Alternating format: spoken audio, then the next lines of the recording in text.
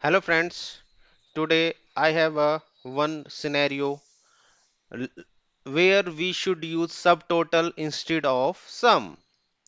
So sum we use sum if we want to sum up all the price from the data, and subtotal basically we use when we sum filtered data, like the row number 13. If you see, I have applied some formula and it is sum up all the price.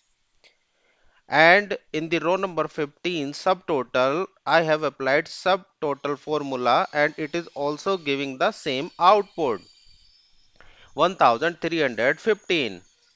But what is the difference, or where we should use subtotal instead of sum? So, like if I need only sum of only books, then you will see the difference.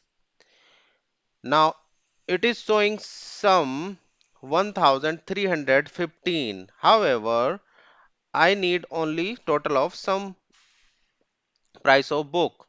So, the correct answer is 321, and that is subtotal 321. So now you can see the difference between subtotal and sum.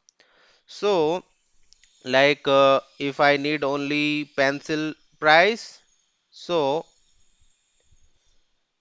subtotal is 399. uh, However, the total is showing 1315. So we can make a major mistake if we are not aware about sum or subtotal. So that's why I create this video, and how we apply subtotal formula. So we just need to type equal to, type SUBT, and it will show the reference syntax, and then hit tab, and we want to sum up. So our number is 9. So press 9 comma. Now the reference number, it is asking for the range where you want to sum up. So this is my range, and close the bracket, hit the enter, and uh,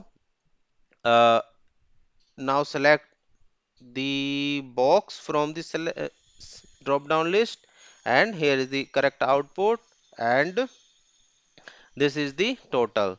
So I hope now you can clear about the sum and subtotal. So please use subtotal when you sum up filtered value, and if you want only sum, then you can use the sum formula. So I hope you will like this video. Thank you so much. Please subscribe my channel and like the video. Thank you so much.